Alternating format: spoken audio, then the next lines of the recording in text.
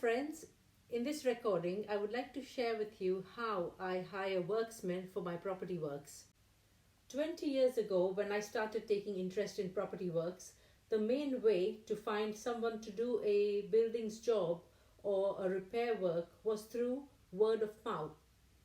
If a friend or neighbor found a good electrician who did a good job at a reasonable price, they would share that electrician's name and telephone number. In those days, it was not compulsory to ask permission before sharing their telephone numbers and names, and most worksmen did not mind as advertising was expensive and most of them got regular work through satisfied customers. Around the year 2014, when I started investing more time and money to property projects, I needed to hire different categories of worksmen, from estate agents to mortgage agents, solicitors and letting agents for purchasing properties. I used a website in the UK called rightmove.co.uk where properties are listed and there are pictures, descriptions, maps, proximity to good schools and local amenities. Next to the property portfolio, there would be a detail of the estate agents who are helping the sellers sell these properties. So if I liked a few properties, I would ring the estate agent or fill out the form on the property page on the website, giving my name, email address, telephone number, and a small paragraph about why I wanted to buy that property. Meaning, did I want to use it for me and my family, or did I want to buy it to let it out? I would type in a brief description. I would write a small paragraph like, "Hello, my name is Asma. I am a pharmacist and a property developer. I would like to view this property on Friday between 10 a.m. and 2 p.m. I am looking for a property as a buy-to-let." There would be some more questions on the form, such as, do you have a property to sell, or do you have a property to let, or do you need a valuation done on one of your properties? The website will also have a brief calculation done based on a residential property buyer. For example, a 3-bedroom semi-detached property with a garden and parking space near good schools in Ipswich would have been something like £200,000 as asking price. The calculation would state 10% deposit, which is a £20,000 deposit, and would calculate the monthly mortgage amount to be paid.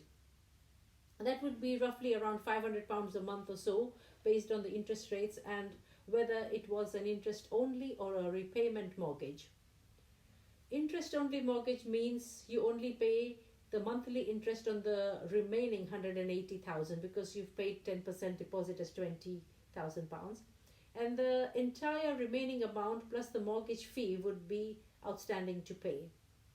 There would be a 2 or 5 years fixed rate, after which your monthly outgoings would increase to, say, £625 a month. So you would then need to remortgage if you didn't want to pay the higher amount. To avoid this, most buyers usually remortgage the property, which means they find another competitive lender who pays off the remaining amount to the previous lender, and the solicitor does the searches and paperwork, and the mortgage is transferred to the new lender, and then the buyer continues to pay the monthly installment to the new lender and again remortgage after 2 or 5 years. The advantage of doing this was it allowed the buyer to take out some cash that is built up if the property value increases in the 2 to 5 years. There is usually an increase or decrease of 3 to 5% or more. This is based on the valuation of the property at the time.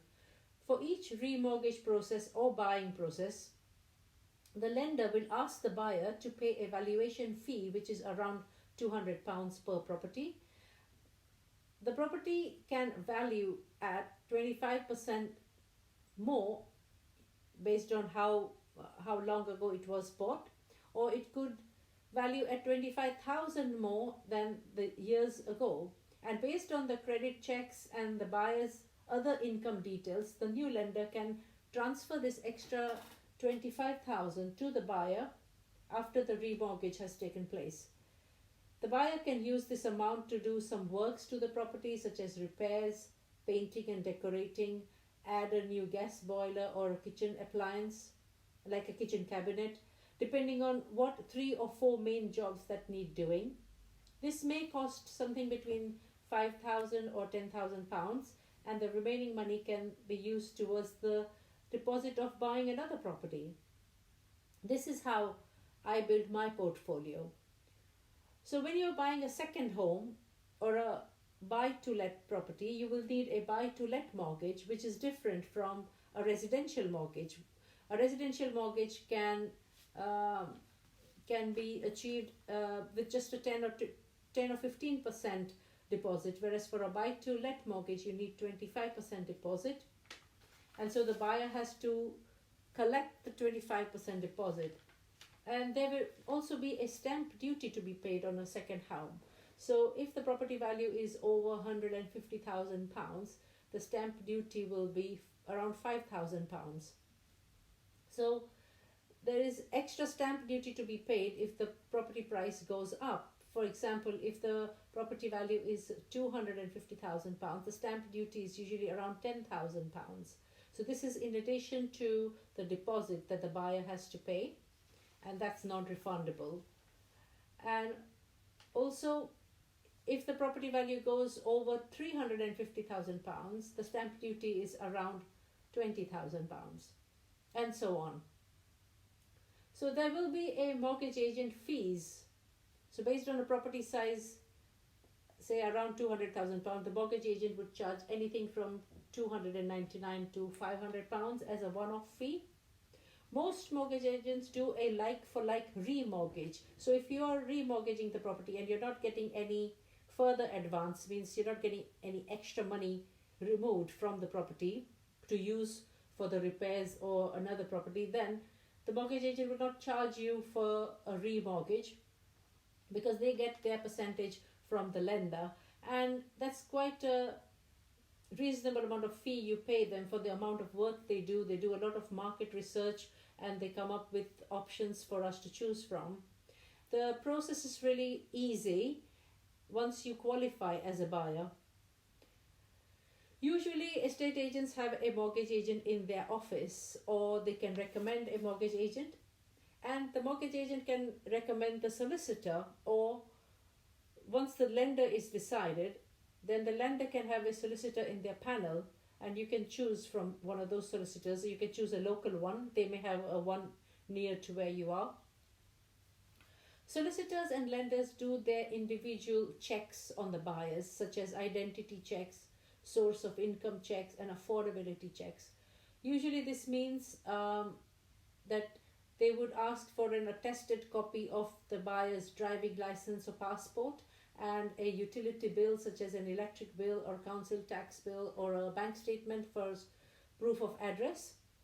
The mortgage agent will do an affordability check by asking the buyer to give them the tax returns of the last 3 years, and also the last 3 months bank statements from all the banks, plus any pay slips they get. So for example, if the buyer is an employed person and they have an income coming from an employment, then they have to provide pay slips or end of financial years P60 and statements like that to the mortgage agent. If they are self-employed, the mortgage agent asks for the last 3 years tax forms called SA302. So this is all tax related, and if you're doing your self-assessment, you know what SA302 form is. It's from the tax office. Usually loan to value for the first time buyers is 90% of the agreed property price, means 10% has to be given by the buyer as a deposit, and then the buyer should have an yearly income of at least 1/5 of the total property price. Means if the property value is 200,000, the buyer's average yearly income between the last 3 years should have been at least £40,000 per year. And this is the total income of all the buyers put together. So if there are 4 buyers, maximum usually allowed are 4 buyers per property, such as a husband, wife, and 2 children. 2 adult children over the age of 21 can have their names on the property, and their combined income should average to over £40,000 a year, and that is taken for the last 3 years' income. So there are other credit checks, etc., done by the mortgage agents and the solicitors. They will check for money laundering and things like that. Then the valuation report of the property indicates if there is some defect or repairs needed. So it's important to get a valuation done, not only for your own understanding of the jobs that need to be done, as well as for the satisfaction of the lender. So this is not only helping us get the right estimated value of the property, but can be used as a negotiating tool to get the buying price down if there are any repairs required. So what's next? So far we have taken the services of an estate agent, and they are listed next to the property description on the site, such as rightmove.co.uk. Estate agents can direct us to mortgage agents, and mortgage agents can get valuation arranged through qualified valuation providers. Solicitors are usually suggested by the lender and the mortgage agent, and then there is a waiting period for about 6 weeks to 6 months before all paperwork are clear, and we get a phone call from the estate agents to come and collect the keys that the solicitors have completed on the exchange of contract, and the buyer can collect the key from the estate agent's office, the key to their new property. That is a joyful moment. You collect the keys and go and have a look at the property with fresh pair of eyes. Make a list of the main 4 or 5 works that need to be done. There are usually 4 or 5 main works that you need to do. Everything else can wait for later on. And you can tell this from the valuation report. Either a boiler needs changing, or a garden has overgrown, or a fresh coat of paint is required, or a whole new kitchen cabinets need to be installed. For this we need various different worksmen, and the works have got to be prioritized. So for example, if a carpet or a flooring needs replacing, and also you need to do the painting, then the painting comes first before you put a new carpet, because you don't want to put a new carpet and then paint and get paint all over the new carpet. So you have to schedule work in that order. I typically check the gas safety certificates from the sellers, and if it is due, I would call a gas safety engineer to do the gas safety checks. And it is compulsory to have a smoke alarm and a gas detecting device installed near the kitchen and the boiler areas. I look for local gas safety engineers and electricians by doing a Google search. However, 3 years into my property business, I did not want to rely on just what the workers tell about their work on the websites. I wanted tried and tested workers who had a track record of being professional, doing the work within time frame, and at average reasonable market price. So I started using websites such as mybuilder.com. I simply place a free ad on mybuilder.com when I need to use a worker. The website asks me to select from a list of trades categories such as architectural services, bathroom fitting, bricklaying and repointing, carpenters and joinery, carpets, lino and flooring, central heating, chimneys and fireplace, conservatories, conversions, damp proofing, demolition and clearance, driveways and paving, electrical, extensions, fascias, soft fits and guttering, fencing, gardening and landscaping, gas work, groundwork and foundations, handyman, kitchen fitting, locksmith, loft conversions, new builds, painting and decorating, plastering and rendering, plumbing, restoration and refurbishment, roofing, security systems such as CCTV and alarms, stone masonry, tiling, tree surgery such as cutting down trees, windows and doors fitting. And if you're not sure what category to pick. There is also a category that says I'm not sure which to pick, and the website asks you to describe the job, give it a heading. They then ask you to describe the scale of the work, such as if I need to cut down large trees from a garden, I have to choose from how many trees and what is the maximum height of the tallest tree, and specify details for each trade, and each job is posted separately.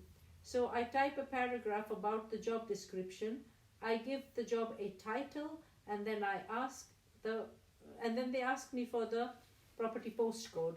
So I provide those details, and they verify my ad by sending me a link on my email to make sure that I'm a genuine email user, and usually I use the same site, so they have my record on their website. The website then processes information and asks me what happens next. They ask me to wait for interested tradespeople to ring me or message me on the website, or they can message me on my phone. I review the messages, I look at their profiles and the feedback on their website. I then shortlist the ones I would like to come and give me quotes after assessing the works involved. So I usually select 5 tradesmen for each job and get at least 3 different quotes. For very complicated works or works that I haven't handled before, or if it's the first time for me, such as fitting a CCTV and alarm system for my first shop, I called 8 different tradesmen to come and give me quotes. So I sat in my shop from 9 a.m. to 6 p.m. and gave them appointments spacing between 1 hour each, and each one took 30 minutes explaining me what they will do, where the CCTV cameras are required, and how the alarm system would work. So that gave me some time in between each tradesman to make my notes, and so that I don't have 2 people come all at once. That is not a done thing. You don't call 2 people all at the same time. You do every work individually. They don't like that. So make sure that you don't overlap trade people. They don't like you taking quotes in front of each other. So by the time the 8th security man had explained me the process, I knew exactly what security system I needed in the shop, and that 4 CCTV cameras were better than the 8 CCTV cameras that some of them were trying to sell me. And if the 4 were placed in the right spots, giving maximum coverage, that was good enough for me. So that 9 a.m. to 6 p.m. whole day going through the works demonstration and sitting patiently comparing the works enlightened me about the work involved in fitting CCTVs and security systems, and how these people charge for each separate camera and the work done, and how to maintain it later on. So each tradesman has something new to add, such as one of them will tell me that you can't have the angle facing the neighbor's garden. You can cover the fence but not the garden because there's confidentiality issues involved. So you get to learn different things from different people, just as I learned different driving techniques from 3 different driving instructors before I passed my driving exam. I take explanation from different experts before I select, but I do that in the matter of day or 2. I then receive quotes from each one of them, and I then buy myself some time so that I can get all the quotes in front of me, and I say to them, okay, I need to discuss this with my husband and I'll get back to you by the weekend. And I expect to get all the quotes on my email by the weekend, within that week, and I make my decision on the weekend, and straight away I pick one of them and I reply to the others saying that I've already accepted this quote. Some of them get back to say, oh, we could have done it for you at that quote, but it's too late. This is trade ethics. They should quote the right prices. Better luck next time. So by day 5, I was able to make my decision about which one to hire. And this is how I pick different tradesmen for different works, Not all properties need everything done, but they do need 4 or 5 works to begin with, and then 1 or 2 works each year. It pays to go through this process. I can then leave the feedback on the website when the job is done, but I don't usually leave a feedback if it's not a good feedback. Unless it's an exceptionally good feedback, I don't really leave a feedback. So this is how I hire tried and tested tradesmen in the various categories that I need the works done to my property portfolio. Thank you for listening. If you found some value, please subscribe to my channel. Have a nice day. Bye.